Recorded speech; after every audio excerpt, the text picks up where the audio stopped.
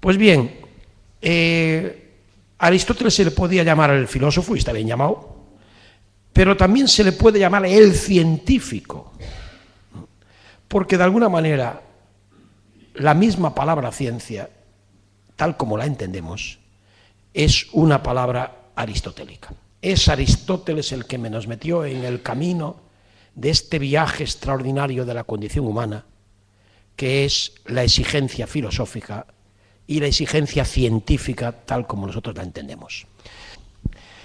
Pues bien, el filósofo Aristóteles es, ante todo, antes de la filosofía, es el primer clasificador de especies de la historia, con medios absolutamente limitadísimos. Imagínense ustedes, con los medios que disponía Aristóteles, hizo anatomía comparada y consiguió fijar y determinar cientos de especies animales y vegetales con una acuidad y una precisión que deja pasmados incluso todavía a algunos de sus colegas hoy en día, dada la deficiencia de medios que Aristóteles poseía.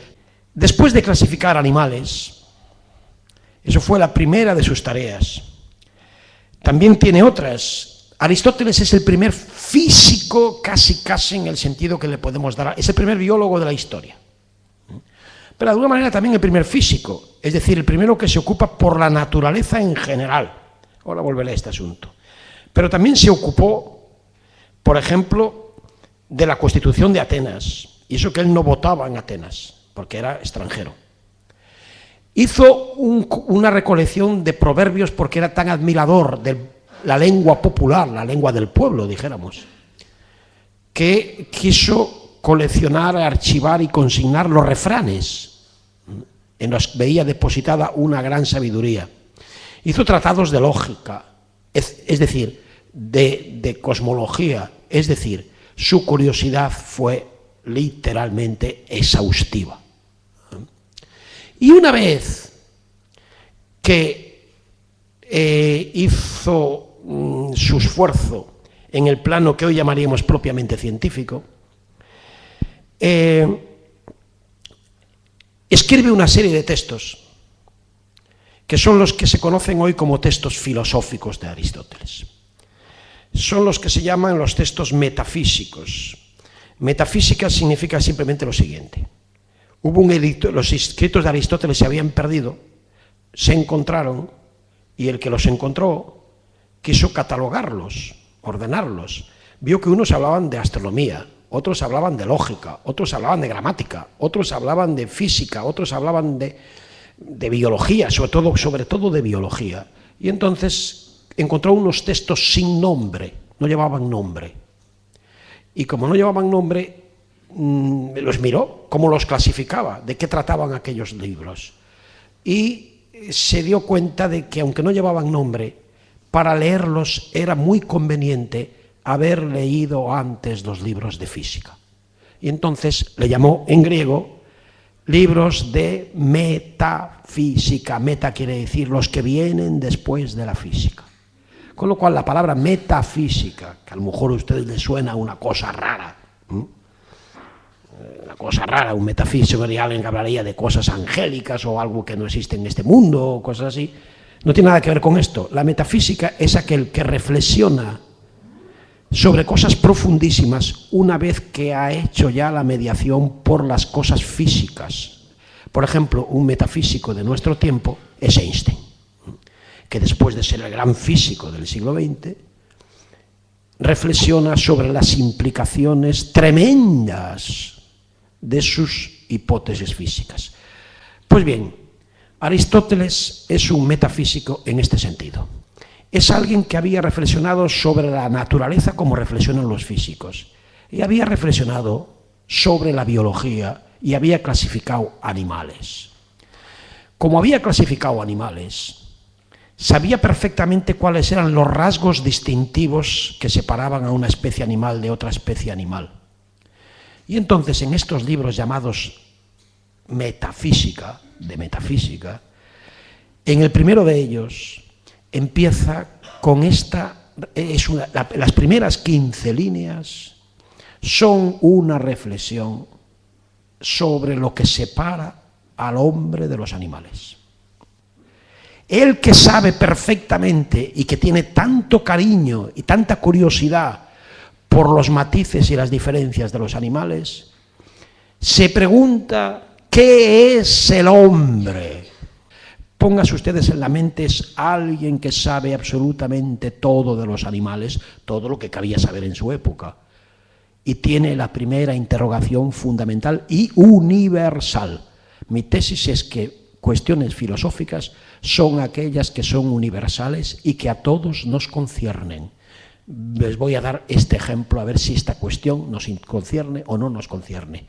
Aristóteles empieza bruscamente, sin justificación, efectuando la siguiente afirmación, que la digo en griego, voy a traducirla inmediatamente, simplemente porque no hay manera de traducir esto de una forma unívoca. Es tan matizado lo que dice, tan enorme lo que dice. Empieza con esta declaración de principios.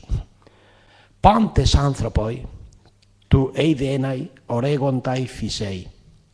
Dice, todos los humanos, todos, oregontai es desean, tienden a, aspiran, necesitan, desean. Y lo que desean es eidenai, que se traduce normalmente, desean saber. Los humanos tienen en la lucidez un objetivo. Hay una frase que no he pronunciado. Dice, pantos anthropoi, tu eidenai, oregontai phisei. Los humanos tienden a saber por su naturaleza. Esa es su naturaleza. Vamos a ver. Aristóteles sabe ya que toda especie quiere realizar su condición. Cada especie quiere realizar aquello, hoy diríamos, aquello para lo que genéticamente está llamado. Por eso los animales domésticos plantean un problema, porque no están en condiciones muy a menudo de realizar su naturaleza. Pues bien, el hombre también quiere realizar su naturaleza. Pero el hombre tiene una naturaleza rara, singular y específica. También los otros animales tienen una naturaleza específica, pero esta es muy rara. Es una naturaleza tal, la propia, nuestra condición, nuestra naturaleza, como la del perro es una, la de la vaca es otra y lo que ustedes quieran. La nuestra tiene entre sus rasgos la exigencia de ser lúcidos. Significa ver con claridad, determinar, que no se te oculte la verdad. Una manera de traducir esta frase de Aristóteles es que todos los humanos tendemos, entre otras cosas, a relacionarnos con el mundo a través de la razón y el pensamiento. Y esa es nuestra naturaleza. ¿Por qué digo esto?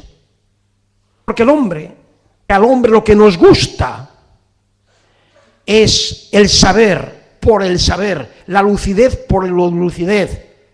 La prueba de ello, dice Aristóteles, es el placer que experimentamos con los sentidos. Porque Aristóteles sabe muy bien que los sentidos juegan entre los animales un papel de instrumentos al servicio de la subsistencia. Los sentidos no son útiles, obviamente. Los sentidos son útiles para los animales. Si no tuvieran la percepción sensorial, no podrían adecuarse al medio. Y nosotros también. Los sentidos no son absolutamente útiles. Pero Aristóteles pretende que en el caso de los humanos, además de las veces en que los sentidos no son útiles, Hay muchas otras veces, no pocas sino muchas, en que nos gustan por sí mismos, con independencia de la utilidad que tengan. Y dice, y en particular la vista. Nos gusta ver por ver. Claro que la vista es útil. Pero Aristóteles está convencido de que los humanos nos gusta ver por ver. Recojo esta frase después cuando hablaré del lenguaje. Los griegos tenían esta concepción de que si perdías la vista, lo habías perdido casi absolutamente todo. De hecho, hay una cosa en griego que es que la palabra teoría es también la palabra ver. El theoretikos es el espectador, el que hace teoría es el primero es el espectador de teatro, que lo que ve son las tragedias humanas, entre otras cosas. Pues bien, Aristóteles, de este hecho tan sencillo, de que a nosotros nos gustan los sentidos por ellos mismos, extrae como una especie de prueba de que a nosotros lo que nos gusta no es tanto, no tanto adecuarse a la vida como contemplarla. La generalidad de los animales tienen todos ellos sensación, todos tienen sentidos, obviamente. Todos tienen sensación. Si no tuvieran sentidos, no podrían adaptarse al mundo. Algunos de ellos tienen, además de sensación, memoria. Y algunos animales, para el desarrollo de su memoria, tienen capacidad acústica. Y eso les facilita mucho la memoria. Tienen sensación, tienen memoria, y dice Aristóteles que tienen incluso algo muy sorprendente. Estamos en un local vinculado a una institución artística donde la palabra fantasía e imaginación juega un gran papel. Pues bien, atribuye a los animales incluso fantasía. Es muy difícil traducir esto, algo así como imaginación. Yo creo que les está atribuyendo a los animales simplemente la capacidad extraordinaria de prever algo que no está presente.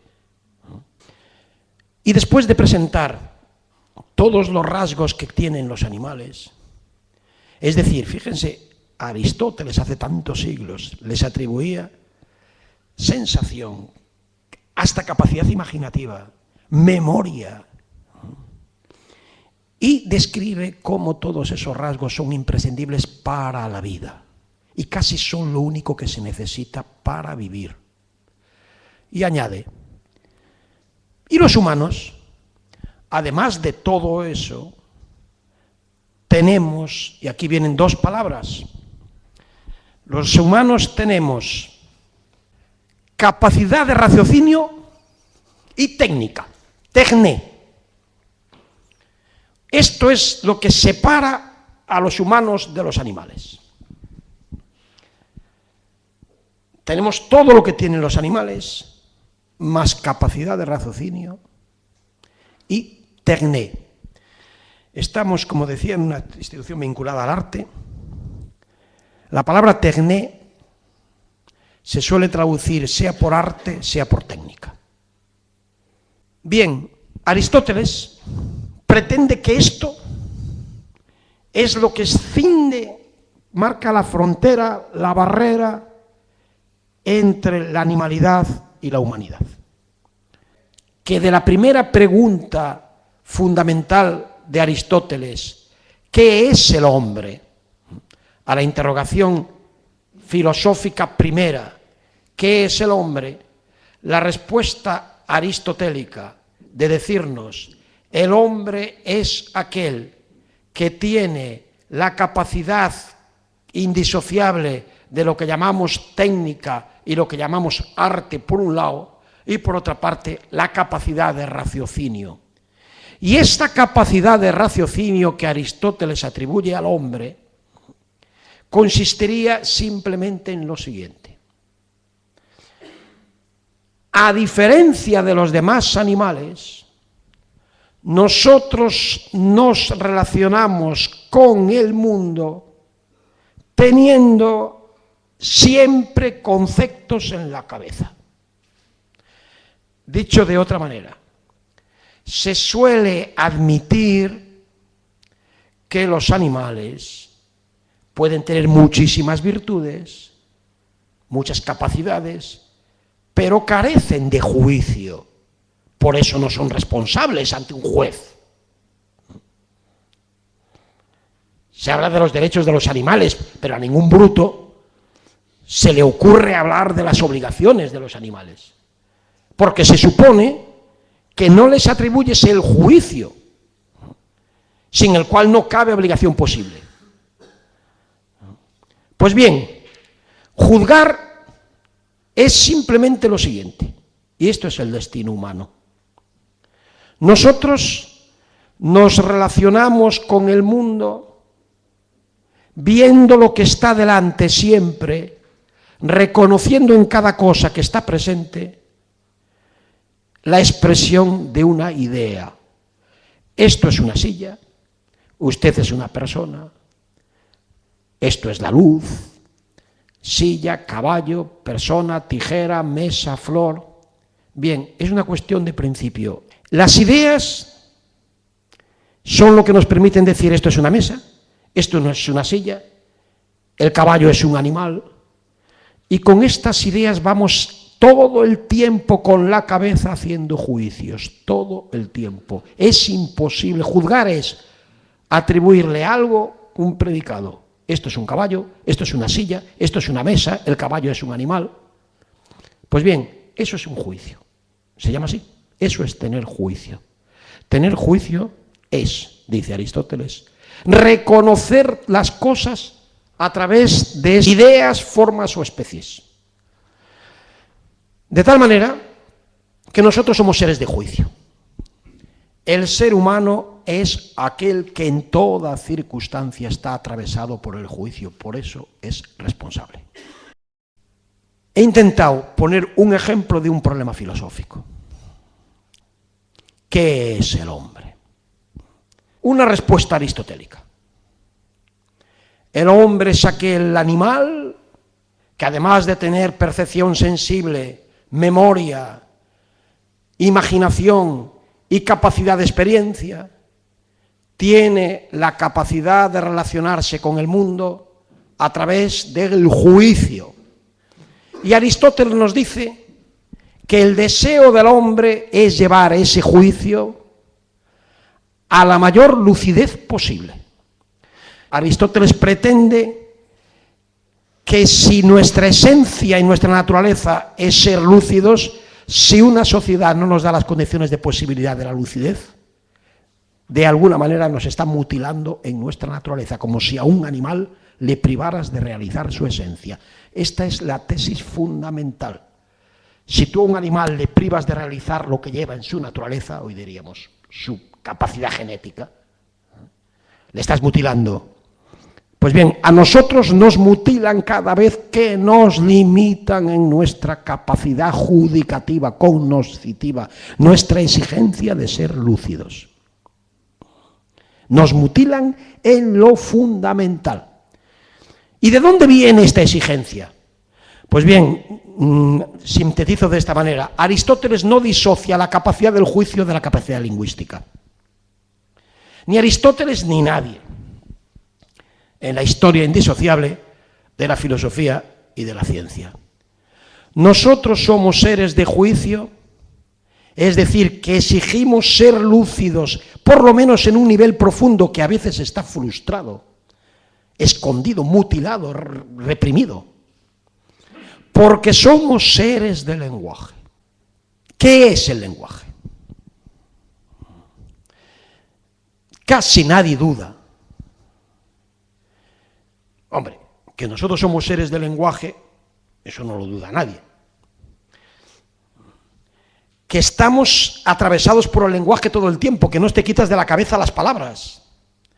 Que te gusta el lenguaje.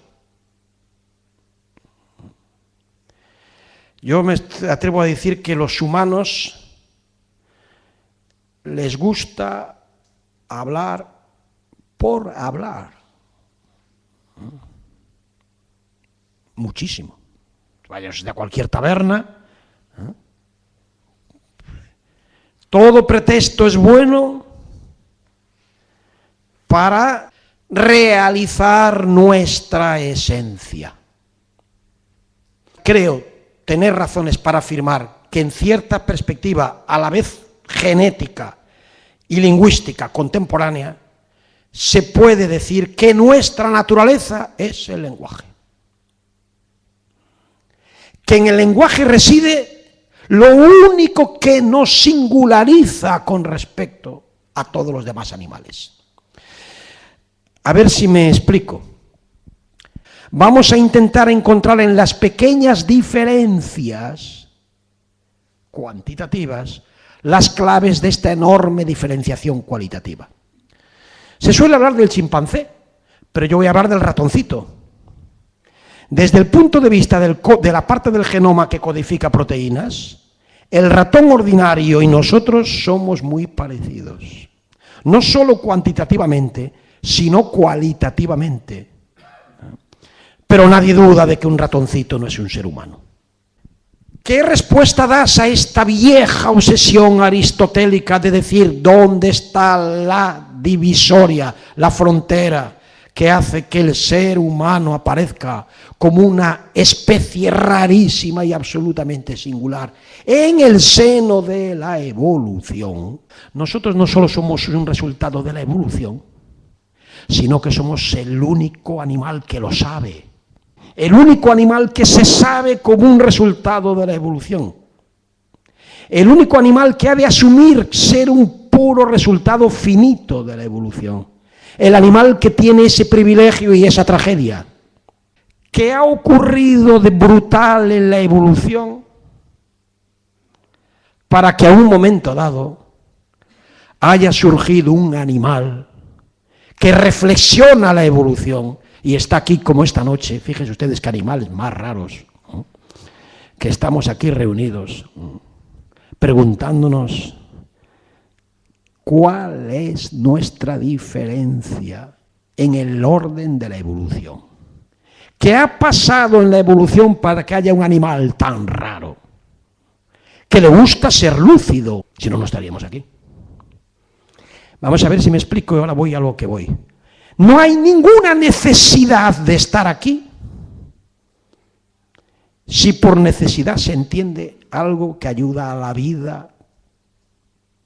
Estar aquí no ayuda a sobrevivir para nada. Al contrario. Bien, nosotros somos ese animal tan raro que se dice, ¿qué pasó con la evolución? ¿Cómo hemos llegado a pensar la evolución? Y decir, somos un producto más de la evolución. ¡Qué raro producto! Voy a definir la vida animal de esta manera. Bueno, los animales son seres dotados de sofisticadísimos códigos de señales. Es decir, códigos de señales que les facilitan su adecuación a la vida, ¿de acuerdo? Por ejemplo, el código de señales más sofisticado del reino animal es el de las abejas, es conocido el llamado lenguaje de las abejas. Yo no le llamo lenguaje precisamente por eso, llamo código de señales los sistemas que utilizan los animales para darse información que les ayuda a defenderse, a atacar, a protegerse, etcétera, etcétera. Hay una cosa muy curiosa. El código de señales más sofisticado que existe en el reino animal es el de la abeja. No el del chimpancé, ni el del bonobo, ni del... Es decir, un animal que está en el orden filogenético muy separado de nosotros en la evolución. Es tan meticuloso que se dan información meticulosa sobre la posición del Sol. Es una cosa impresionante. Pues bien, el que se interese por los códigos de señales animales, que estudie el de la abeja, que es el más sofisticado que hay. ¿Saben ustedes cómo es? Que la abeja hace una danza y da una información muy precisa. Ahora bien, nadie ha visto una abeja danzar por danzar. Es decir, los códigos de señales de los animales, incluso los códigos de señales más sofisticados, están subordinados a la vida, a la información necesaria para vivir. La abeja danza porque ha descubierto un botín, una flor, que para ello es un botín, y anuncia a las demás que allí hay ese botín. Si no hay ese botín, no danza de nada. Y ese código, no hay ningún placer en ese código, más que justamente es muy operativo. Para la vida es buenísimo.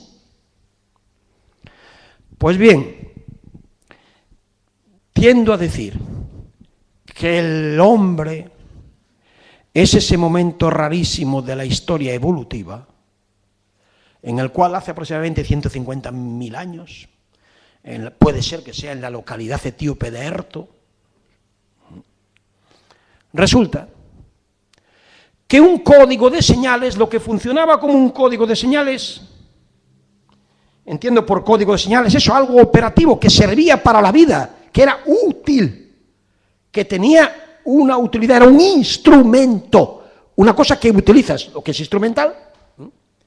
Resulta que empezó a tenerse como objetivo a sí mismo, se gustó a sí mismo, el código se gustó a sí mismo.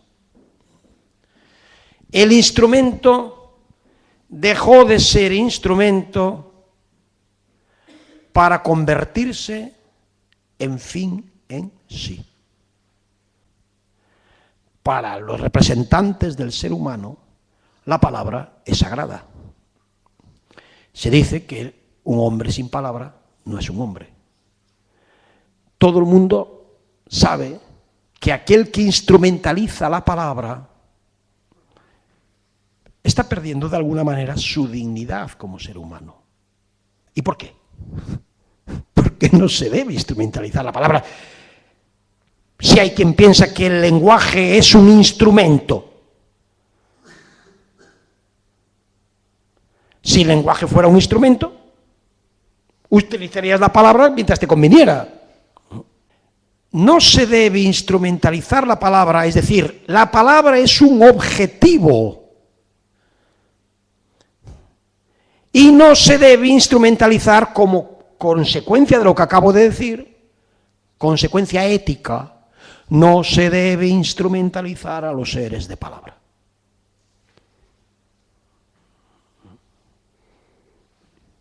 Todo aquel que habla es sagrado, porque representa, encarna, nuestra condición como animales, la rarísima condición de un animal que tiene un código al cual quiere como fin en sí. Pero el lenguaje, estoy diciendo simplemente, que aunque a veces sirve para comunicar, para darme información, si yo te digo, por favor, me pasas el agua, aunque a veces sirve para comunicar, no siempre está llamado a servir como un instrumento de comunicación. Pues bien, si el lenguaje humano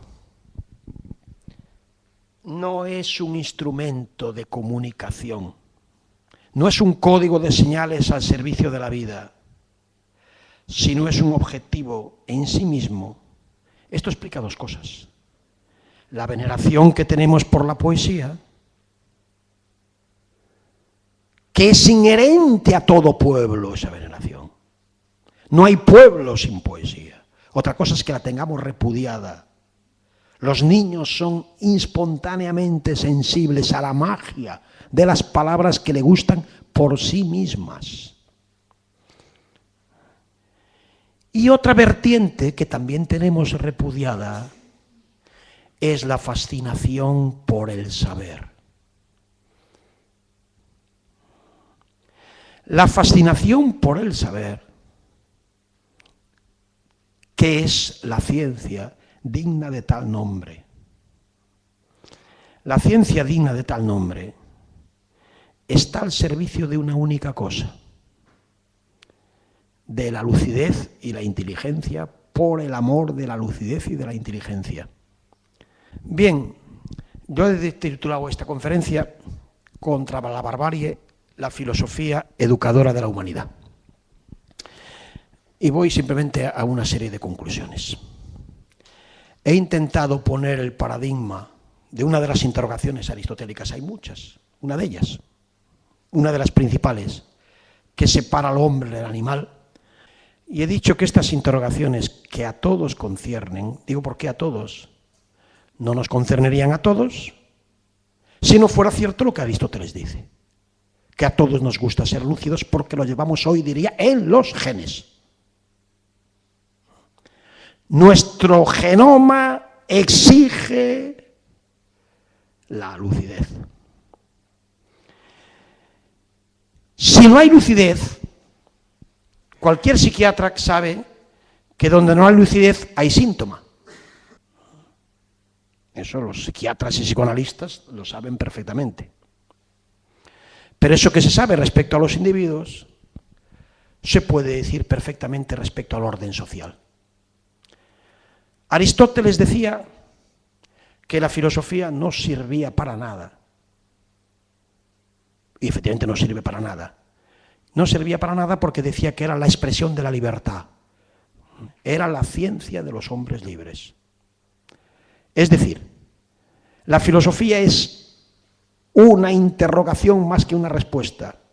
Y esa interrogación ha de darse en condiciones de libertad. En condiciones de alienación social es imposible que la filosofía esté presente. Ahora bien, si Aristóteles tiene razón, lo que estoy diciendo es que a través de cosas como la poesía o cosas como la ciencia en el sentido que lo entiende Einstein, el lenguaje se enriquece y fertiliza. Entre Garcilaso y Einstein enriquecen y fertilizan el lenguaje. Si el lenguaje es nuestra naturaleza, lo que queremos es enriquecer y fertilizar el lenguaje en nosotros mismos.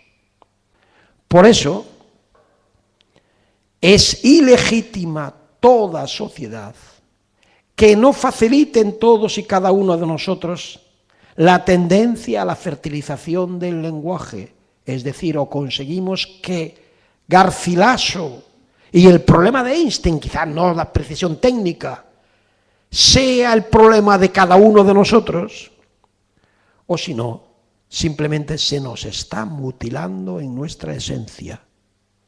Al menos que Aristóteles no tenga razón alguna. Y que nosotros seamos animalitos con un código de señales. Hay quien lo piensa. Hay quien piensa que nosotros somos simplemente animalitos con un código de señales. Es decir, un código de señales que sería muy complejo, muy sofisticado. Pero hay quien ha escrito, un profesor del MIT, de Boston, llamado Brown, que ha escrito que a estos argumentos que yo he estado avanzando aquí, diría que si hurgas en estos argumentos, al final lo que descubrirás efectivamente efectos de poesía, que son efectos muy complejos, para tener un arma para instrumentalizar, o sea que el lenguaje sería nada más que un arma al servicio de las exigencias de la vida. Y que estas historias del lenguaje como un fin en sí, como un objetivo, serían historias, dijéramos, por las cuales se encubre la maraña de la subsistencia, de la pura subsistencia. Es una cuestión de optimismo o nihilismo. Si se cree que el lenguaje es un código de señales, como lo es el código de señales tan sofisticado de las abejas, repito que por código de señales entiendo exclusivamente un instrumento que, por complejo que sea, está al servicio de la información necesaria para vivir, entonces efectivamente la causa del hombre no merece en absoluto ser erigida en fin en sí. Cada uno. La otra perspectiva es que el hombre tiene como destino fertilizar, enriquecer y hacer fructificar los frutos del lenguaje. A esta exigencia se le llama filosofía. En ese sentido, la filosofía ha de ser un patrimonio de la humanidad y ha de ser defendida no solo en Occidente, como suele hacerse, sino en todos los países en los cuales haya simplemente hombres Y aquí preciso una cuestión elemental. Si aquí vas a la calle y haces una encuesta y dices, ¿qué es más grave, matar a Einstein o matar a un pobre hombre analfabeto, un obrero inmigrante, un adolescente inmigrante que está hecho, que no ha nunca ido a la escuela, que está en condiciones atroces de subsistencia? Todo el mundo respondería que desde el punto de vista ético no hay diferencia. Sería igualmente canallesco. Pero para creérselo, para estar convencido de eso, hay que estar convencidos de que efectivamente Einstein y esta pobre persona en situaciones de degradación y de humillación tienen lo fundamental en común. Es decir, que Einstein está simplemente más informado, pero puede estar más informado y ha fertilizado más su espíritu porque ha tenido las condiciones sociales que se lo han posibilitado. Pero que en lo esencial participa, como ese muchacho, de las estructuras profundas que caracterizan al ser humano. Lo que llama Chomsky, el lingüista célebre y militante político por la dignidad de los hombres, lo que llama las estructuras profundas del lenguaje. Barbarie es simplemente no poner las condiciones, no luchar por las condiciones necesarias e imprescindibles para que toda la humanidad pueda realizarse, para que haya las condiciones de libertad suficientes que permiten que lo que estamos haciendo esta noche, que simplemente nos hemos reunido aquí, para hablar de ese momento en el cual el ser humano exige la lucidez, fueran condiciones, por así decirlo, naturales de los seres lingüísticos. Nuestra naturaleza, repito que esta naturaleza viene determinada por la historia evolutiva, pero solo nosotros somos responsables de ella. Ahora que está tan con justicia tan de moda la problemática ecologista, no hay que olvidar que la causa del hombre, o sea, el humanismo que se llamaba, es la causa de la única especie que está llamada a velar por las demás especies. Como desapareciera el hombre, se acabó la especie que vela por las demás especies. San Francisco se ocupa del hermano lobo, pero el hermano lobo es indiferente a la causa del hombre. Incluso la protección de las especies. Se insiste en que el hombre puede destruir la naturaleza, por supuesto, y que ha de evitarse esto. Pero no se ha de olvidar nunca que solo el hombre tiene el problema de la salvaguardia de la naturaleza. Es decir, primero la causa del hombre, y por añadidura y como corolario todas las causas nobles, es decir, primero la causa de la libertad y la fertilidad del espíritu humano, y como corolario todas las causas nobles que podamos poner. Bien, acabo esta charla, dijéramos, recordándole la frase de Aristóteles: todos los humanos, no una élite, no los finos, no unos cuantos, pantes anthropoi. Anthropoi, recuerdo que en griego designa tanto a hombres como a mujeres. Hay palabras después específicas, particulares para decir hombre o mujer. Pantes anthropoi, toideina y oregon taifusei. Tienen por naturaleza el deseo de alcanzar la lucidez. Gracias por su atención.